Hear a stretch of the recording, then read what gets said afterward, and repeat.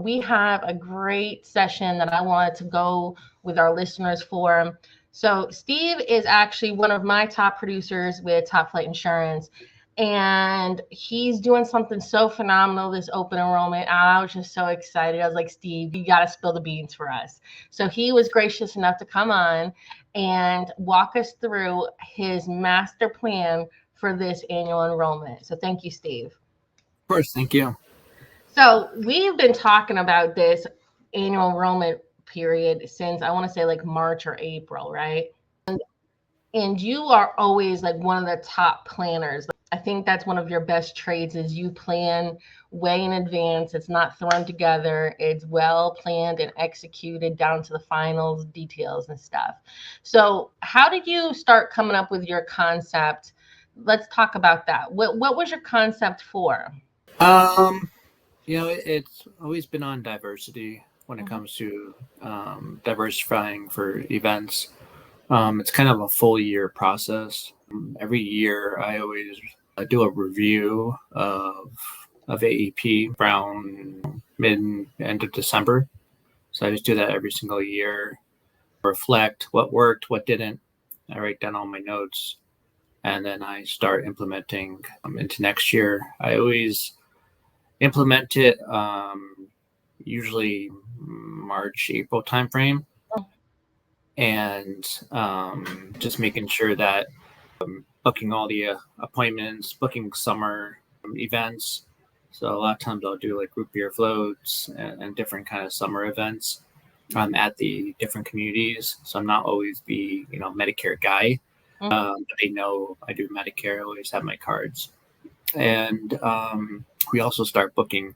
So a lot of times for new communities, I'll reach out to. I'll do kind of like a root beer float or something that the activities director doesn't have to do that day, and just get, I'm here to help. And so I don't throw the Medicare right away.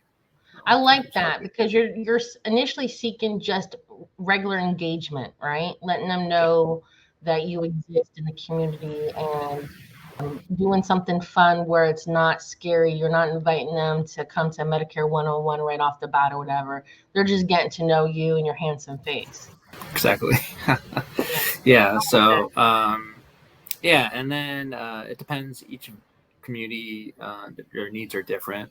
And then as I get more into the community, the trust from the activities directors or general managers, and when I talk about, Medicare, do they have anybody? Can I rent a room? Okay. I do so many because the turnover rate of activities directors and general managers is pretty high. So a lot of times I might lose a community or two every year because they have somebody that they always bring in. Gotcha. And vice versa. Let's back up. How do you even approach a community, and what type of community is like on your target? Like, so are you looking for always like senior rises? Are you looking for over 55 single homes? Yeah. Mixture of 55 and older communities as well as independent living communities. I approach them different ways. Sometimes I'm very good at emails when it comes to different topics for them actually reading the emails. Calls a lot of times don't always get called back. Okay. But sometimes there'll be calls, emails. I'm very persistent. So yes, I know. Persistency works very well. And that's the key. I think that a lot of agents they just send one email. They just make one phone call. They just stop by one time. Right? Now, how many times would you say is your general touch before they agree to let you or talk to you at least? Usually at least 3.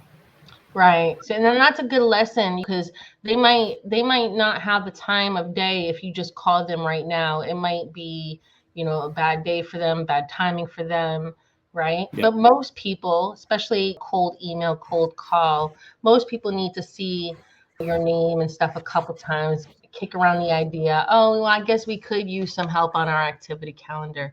I guess we could use this. I guess he isn't so stranger danger after all. I guess he is not a fly-by-night person, right?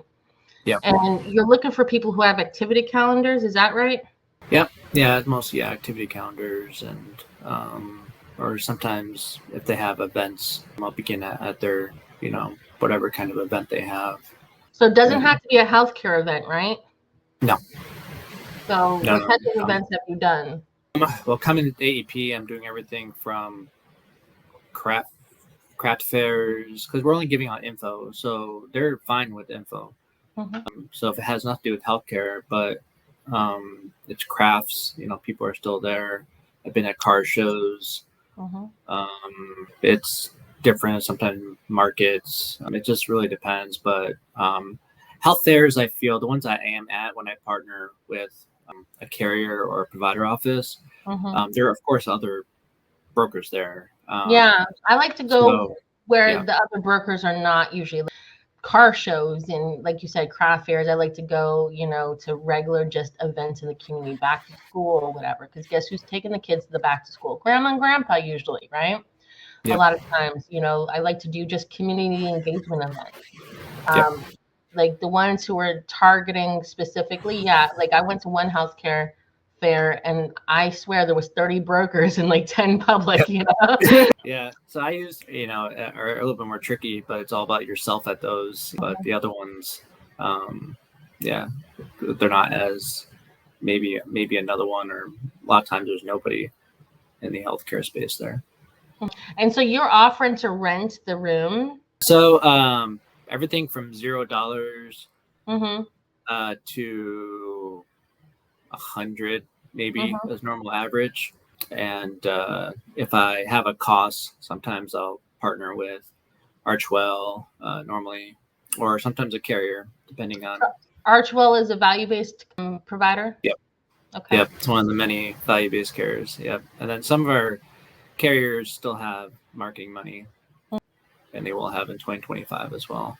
So, and those I get a lot of lunches. I know every single broker manager personally. I've had lunch with every single one in Arizona, and over the time. And so that's how I've gotten a lot of my marketing money, is because they personally know me. They hear my story, they hear what I'm doing, because they have a lot of agents who are just like asking for money, of course. But right, from my experience with broker managers and a lot of them that I have befriended, they are always interested, obviously, in the agents who are actually working and selling their product, right? Because they don't get paid anything until somebody actually sells their product in their territory, right?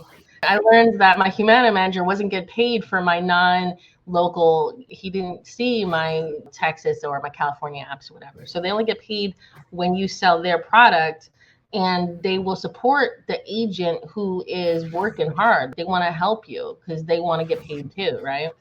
yes. So you're doing craft fairs, and like, what do you have on your tables? Just listening to you, yes, I'll give you credit on this one. Probably the number one thing is the teeth. You got my big teeth on there, my big mouth.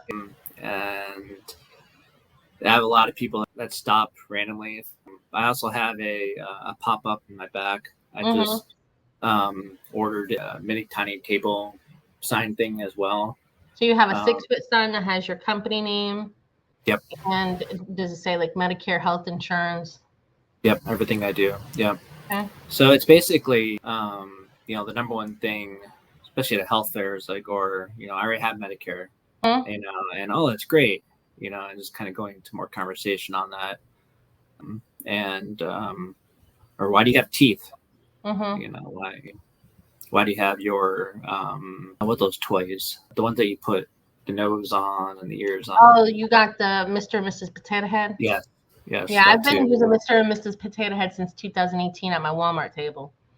Yep. And I have branded stuff for mine, lotion, pens. Sure. I used to, when I began, I had carrier stuff, but I don't have carrier stuff anymore. I agree with that. I don't like to put carrier stuff out because first, like, someone is with a carrier and doesn't like them, all they see is the carrier. I don't wear a carrier just like I don't wear my upline. I'm trying to advertise me, market me, right? You don't need to market the carriers. They spend enough money marketing themselves, right? Market When I do yourself. health fairs with a particular carrier, they know that I always look best for the person. So if the broker manager will mention, of course, who they are, but then they also say, this is Steve, he's a broker, he has more than a carrier, and all that. Right. You lead with a carrier that sponsors, right? We always find what fits the person's need. I like that. Awesome. So you were planning all these events for open enrollment, and you approached a lot of people. What type of marketing did you do for these events? So I've hired an assistant, which saves so much time. I have hired a marketing person, longtime friend, is doing my Facebook ads. Okay. For a lot of the events. A lot of the other events are self-promoted by the activities people at no cost. They put them in the newsletters, they send email blasts. So that's my majority of the ones that work really well are the ones that I don't have to do anything. So the communities who are advertising their own calendar and everything, they're featuring an article or something about you? Yep, they put my flyer in there. They do articles, topics on their calendar. Do they ask for RSVPs, or is it you don't know who's going to show up until right then? Majority of the communities, they take the RSVPs. Of course, it's not required, of course, but there's people that do show up randomly, but the communities like to know how each of the activities that are at their events are going. Okay. All right. And so a little bit of everything is working, apparently. That's what my motto is a little bit of everything. Facebook ads, you did some direct mail, right? Yep. Right. And then the activity newsletter from the local communities who are sponsoring their own newsletters. Okay. So aside from communities, are you in any other places like doctor's offices or providers or anything abnormal? I have a dentist office I work closely with. I also have a local doctor office I work closely with. Not Archwell, just a regular office. Actually, I have two dentist offices, one locally and one in Illinois. Oh wow! Not two, I don't know, but yeah. So it's kind of I just don't trust. I don't rely on one referral source. Right. Because one can drop. Yep. And so it's a numbers game. And so this year, the event sometimes it could be a coffee event, it can be a lunch event, it can be a dessert event. And a lot of that is covered from whether the company, whether it's the, I'm doing also client appreciation events in between that, bring a friend. It's just, I've upped it a lot this year because of all the shopping that people were going to do that we're talking about in April. So that's when I started even getting more. I usually average about 30 to 35. So I've upped a little bit more. A lot of new communities, a lot of my old communities. And we're with my assistant, we booked almost out of October already for appointments, new current. So what do you have your assistant doing? So she is calling everybody, and then she follows up with the email. First, we called all the clients who are either losing their plan. We told them Steve would highly suggest. And then we went to the plans that have the most major changes that will most likely have people shop. And how did you find out about those major changes? Because it's only we're recording this in September. In case somebody listens to this later, how did you find out about these changes? All the rollouts. So you actually went to the carrier first look events. I taught you. So I've discussed this many times, but one time I skipped a big carrier rollout because I was like, oh, they're just going to email it to me. Well, I could read a document, right? But I had missed a big change that they were moving one of the main products out of my main county. And I had to move that book of business or lose that book of business. And I didn't find out about it until after open enrollment when my broker manager called and said, hey, Joanna, you still have a bunch of people that we haven't accepted new apps on. Like, have you done anything? And I was like, holy cannoli. I tried calling the people, and some of the people were like, hey, Joanna, I already made these changes and I did it with somebody else because you didn't call me October 1st, right? Yeah. And a a lot of times, like the first looks or the rollouts, they miss on purpose a few details regarding networks and regarding other things. So afterwards, I'll talk to the broker managers, depending on just to reassure. I've heard, blah is not network anymore. Is that true? Right. Different things like that. So this year we're seeing a lot of plans and sometimes even carriers leave entire markets. And I think it's really important this year above any previous year that I've been in the business to really fine tune, go through your first looks and talk to your broker managers of each carrier, because you might need to move your block of business, or it might be a really good opportunity for you to capture new business. Especially, here's what I'm thinking, Steve. You and I are both local agents. Neither one of us owns a call center, so I think we could talk about this. I don't know many call centers who are going to really go through their book and be like, I don't know if the big companies are doing that. So that leaves us to be able to capture some of the market share as local brokers, knowing the plans and knowing what is a good alternative, right? yeah, I mean, there's a hospital here that and a cancer center that only takes 2 Medicare Advantage plans.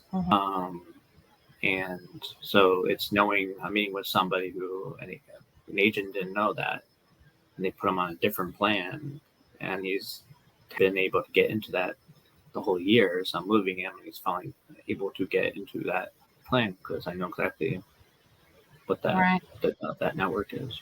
Right. Things that like Sunfire and Connection doesn't necessarily show us, right?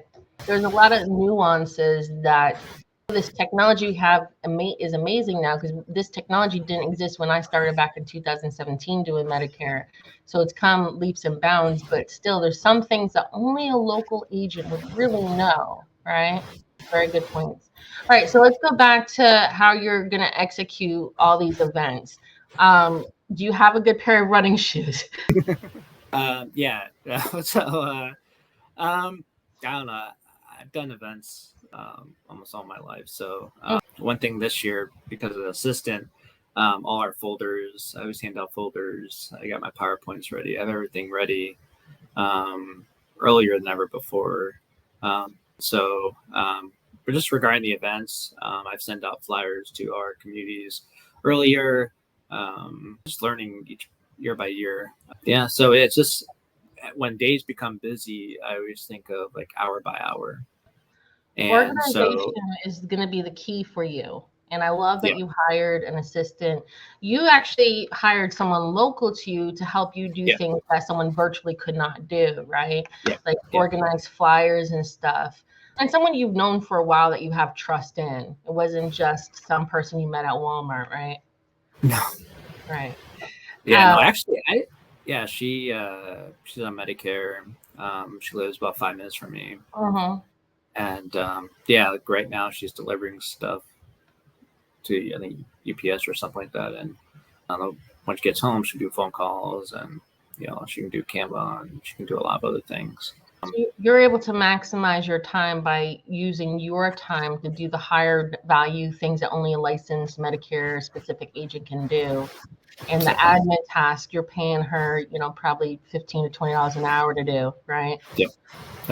I love it. I mean, and it takes a while to get to your position.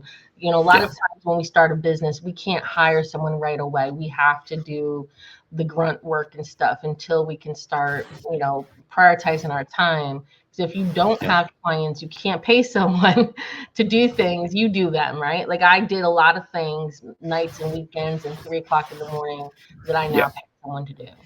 Yeah, I mean, when I began, I didn't have money for leads and everything like that. So that's when I just hit the ground running. They say you either have time or money. All right. When I began, yeah. And so you invested a lot of time building relationships in the community. Exactly. And you became the go-to. I saw that you were actually listed in one of the communities, and somebody, a broker, was saying your name, whether good or bad. They were a little jealous. You're known in that community, right? Yeah.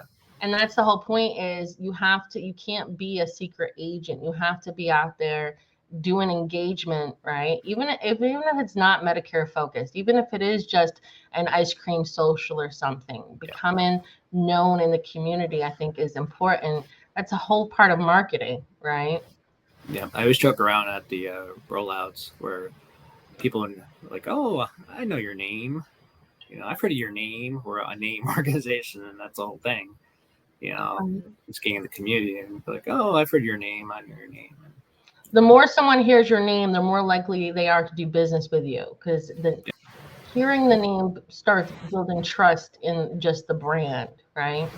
Awesome. So what other types of events are you doing? Just Medicare 101s? Prescription tips. Mm-hmm. I'm doing, if I have any Social Security ones on it. So prescriptions is a big one for you?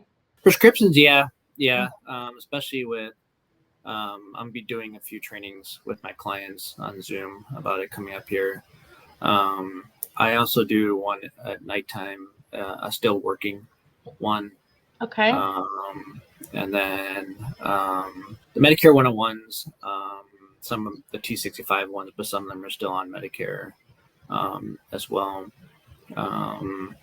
But yeah, the prescription ones, I've always done them, but I think, of course, for this year, it's gonna cause a lot of confusion. So I think so. The Inflation Reduction Act has been, coming into full force, and we've known about it for a while, right? But they just made public earlier this year some of the changes, and some of them are really phenomenal, in my opinion. And some of them, might not be beneficial to some people. Like I think the MPP, not to be confused with MP3, is going to help a lot of people who would normally have a big deductible in January. January was typically my least favorite time to answer the phone because current clients would be like, Joanna, I'm at the pharmacy and they're telling me it's $100, but I was getting this prescription for $47 in December. What the heck did you do? And I'm like, remember, you have a deductible on this plan that we discussed and I emailed to you. And I always CYA, in my opinion. I always, especially when there's a deductible for like a prescription plan or a medical plan, I always make sure I put it in writing and email it to them so they can't say that they weren't told. Because, well, let's talk about it. Steve, you have had your face-to-face, right?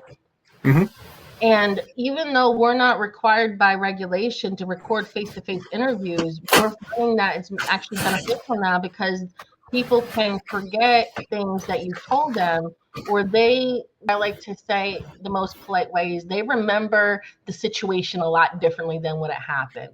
So Steve is holding up here one of my favorite devices I recommended. I have it myself. It's called Plaud, Plaud, a recording device that actually transcribes the conversation to written text on an app that they have. And you can attach it to your cell phone and you can record phone calls as well. If you're in a party, in a state that requires one-party consent or two-party consents. Now, all of our phone calls, we always say that they're being recorded. My VoIP that I use records 100% of my phone calls, not just an outbound line for sales or inbound line for sales. I record everything because people forget. And especially when the demographic that we're working with, I mean, I don't remember what I had for breakfast yesterday if it wasn't for the photo album on my phone, right? And so a lot of people might forget the instance, right?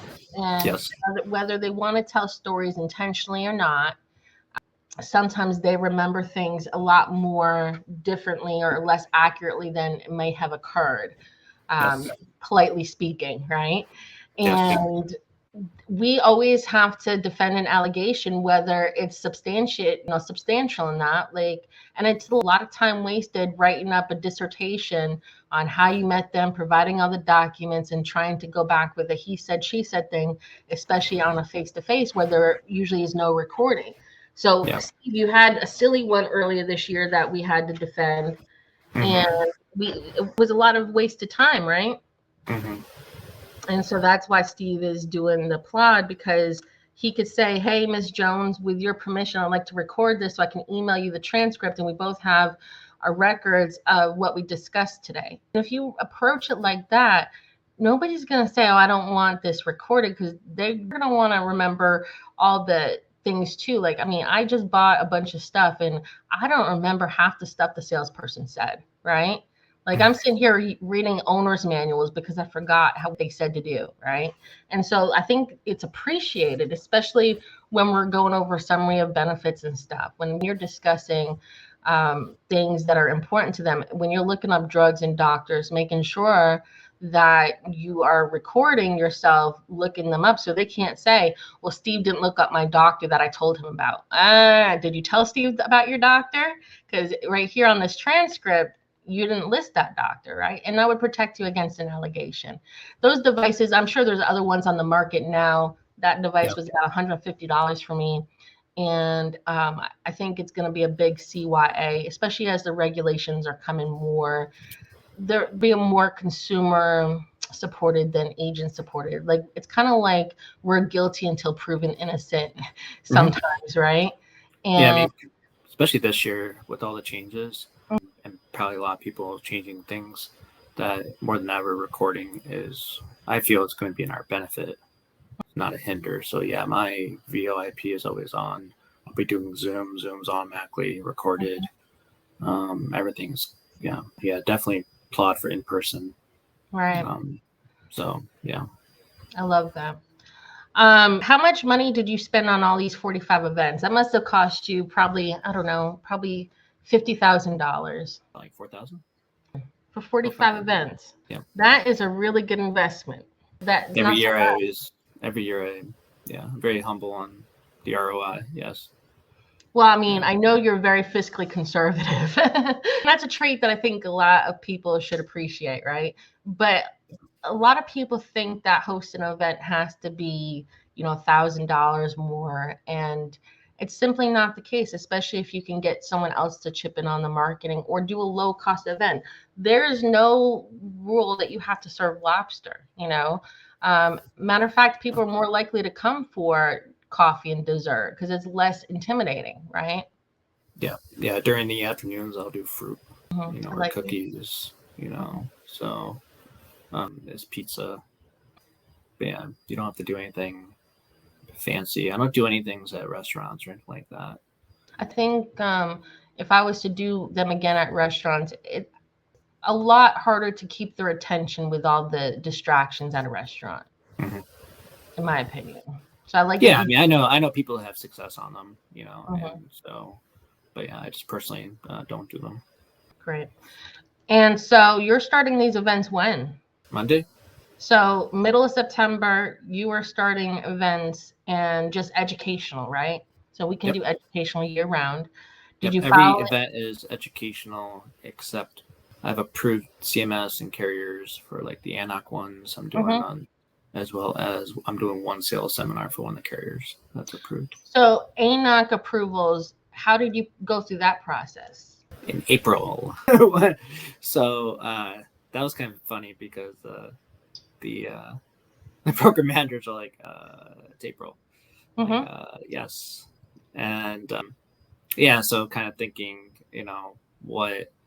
try to get everybody, all my clients that are like, I have clients on one plan that's over 100. So I need to put them into one kind of area.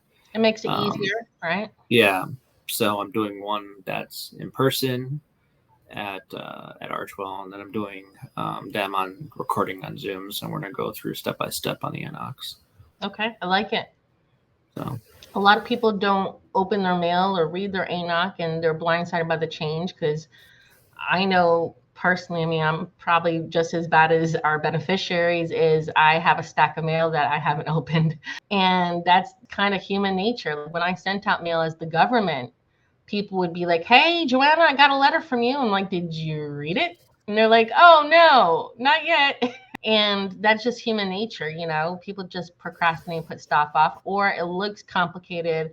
So they just set it to the side and they don't know the massive changes, or maybe they don't have an understanding of what the changes mean, right?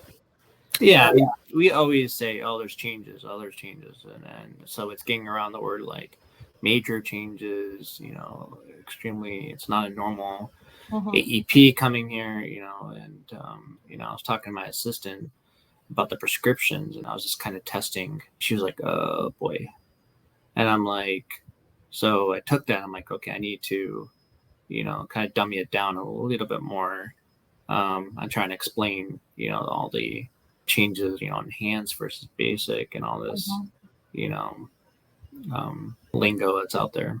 Yeah, it's going to be a little bit complicated. There is a lot of changes. I was sitting on a carrier change. SEPs for next year are changing as well, drastically affecting the Medicaid market, right? And so things like that are going to confuse a lot of people. So I think that getting ahead of it and having the ANOC meetings, and then are you doing ANOC meeting? Are you able to schedule one-on-ones with them from that? They're your current Uh, clients, right? So well, they can reach out to me, but yeah, your current yeah, clients, yeah, right? yeah, So yeah, you can schedule them and say, hey, if you want to talk about changing your plan, yeah, here's my yes, calendar, yeah. right? They're on my current. Yeah, yeah. Okay. Yes. Mm-hmm. Yeah, they're on Right. my current clients. Yeah. So AMOC meetings for current clients, especially if you have, a bunch of clients on the same plan, the same demographic, right? Because you work primarily in the Goodyear, Arizona area, the Phoenix suburbs. And so a bunch of your clients are on the same plan. So that you're not talking to people who are on different Humana plans or on different Blue Cross Arizona plans. They're all on the same plan, right? Yeah. So the ones that some of the carriers had me do two different ANOCs, one for HMOs, one for PPOs. Sure. So Mm-hmm. I'm doing those back to back a lot. Mm-hmm. I think it's brilliant. And then they're able to schedule the appointments, and you probably already collected all their drugs and their doctors with the automations that we use, right? Yeah. Yeah. Especially for Yeah. agents who have large books of business or just demographics that are kind of hard to get a hold of sometimes. It's Yeah. hard to reach a book of business in September and still do daily work, right? A couple of days easier. And all the carriers have always been saying that this is going to be a very, very tough time to get a Hmm. hold even of your own clients, due to the political year. That's usually always the case. So it's trying to get everybody ahead of that. That's why October is basically almost booked fully from 8 a.m. to 8 p.m. Wow. And when I book everything, I book, if they are in person, I book them basically, they're like 5-10 minutes from each other when it comes to driving. So Okay. I'm basically, I stay in that community the whole entire day. So you're doing Um, an entire community, and I think that's smart. So you're not driving across town, putting miles and unnecessary drive time on yourself. yeah, That's we're really smart. pushing Zoom as much as we can, but because my clients have always been a lot of been spoiled since the beginning, but they've gotten Mm-hmm. busier. Some of them I'm still trying to get them to do Zoom. But when it Sure. comes to the prescription, my Mm-hmm. clients on MedSups, to the prescription ones, those Mm-hmm. are all Zoom, and Mm-hmm. we have Calendly um, that connects with Sparks General SOA Mm-hmm. when they schedule it, and I also connect it to Zoom. So when somebody Nice. goes on Calendly, they'll connect it, they'll get a Zoom link, and then Mm-hmm. they also get the SOA Sure. automatically. Not everybody's going to use Zoom, but if you can get the majority of your clients to meet you Yeah. virtually on the phone, it's going to still save you more time than Yes. walking into someone's house, taking your shoes off, Yes. formalities, talking about the kids and the Yes. barking dog and stuff, right? Yes. And then you're in the comfort of your home, they're in the comfort of their home. They don't even have to put their makeup on for you, right? Yeah. So I mean, not everybody's going to use it, but I always say, even if 30% choose Zoom, it's still going to save you 30% of your time. A lot of yeah. Right. I love that. Oh, awesome. What else have you done to set yourself up for a successful AAP? I mean, before Sparks information came out, we send out letters. Mm-hmm. We did an introduction to my assistant. We told them kind of the timeline of everything to Okay. expect. You And sent we're out letters following. introducing your assistant? Again. You sent out letters introducing your assistant? It had more than that, but it was a 2-page Love it. letter. Yes. Just because they know now when she calls, my VOP has my information on it when they Mm-hmm. calls. So she'll be like, oh, hi, Steve. So Mm-hmm. that's worked really, really well. And sorry about that. And then we sent out another mailer that I always make a printed newsletter every year. I've always done Mm-hmm. that. Okay. And then, so it's in between Sparks stuff. The more communication, the better, I think. No one's ever yelled at me that they got too many communication, because we send on postcards, we send on emails, we're calling. Because some people might never open their emails. Some people may never look at the postcard. Some people might never listen to their voicemail, like me. Yeah. And some people keep their phone on silent because, the way things have been going, the phones, I'm getting political text messages and phone calls all day, and I'm only 41, so I can imagine what everybody else is getting. And they're getting all the illegal Medicare solicitations from overseas still that I wish the FCC would really block better. Yes. Awesome. Yes. So I am so excited. I think I am going to be rich. 45 events. We're going to be following along with Steve, this AP, and seeing, admiring his success. I know that he's going to be really successful. The name of the game is retention plus gain, right? You're trying to retain your current clients and then gain their friends and families and their referrals and new people in the communities that you're now partnered with, correct? Yes. I think it's going to be amazing. I am so excited to follow along. And for everybody listening and tuning in, it's not too late to start events. You can start reaching out if you have nothing on the calendar. If you're a brand new agent, or you just decided that you don't have enough activity, you can reach out to communities and see. Just because another agent might be in the community doesn't mean that you can't work there too. There's going to be people who want to work with the Steves of the world, and there's going to be people who want to work with Joannas of the world, or there's going to be people who I can't stand that damn Yankee. I want, and so it's true. There's going to be other agents in communities. That doesn't mean that you can't also work there. I've had tables at stores where there's other agents and I still got a market share, right? Yeah. And persistency. Make sure you talk to these, activity directors more than once. If you call today and there's no answer, no return, call back a different time and a different day. 12 o'clock might be too early, too late. You might, if you call and you don't get any answer, try walking in, handing them something nice. People always like when you bring gifts, right? Nobody's ever kicked me out when I had a donut for them, right? And so try different tactics, but it's not too late. And it's not too late to start planning for next January, for OEP, for next summer. Activity is the name of our game, and you have to start it and maintain it. You can't be a one-hit wonder. And I think even if you're just doing coffee with Steve, donuts with Steve, it doesn't have to be Medicare branded or related. It could just be coffee with Steve. And they might be like, who's Steve? And they're going to get to know Steve, right? Yeah. Awesome. I'm so excited to follow you along. Thank you so much for joining me today. And thank you. I hope everybody has a great day. Bye. All right, bye. That's a wrap. If this helped you close more deals, hit follow. New agent training drops every week only on Topflight Insurance.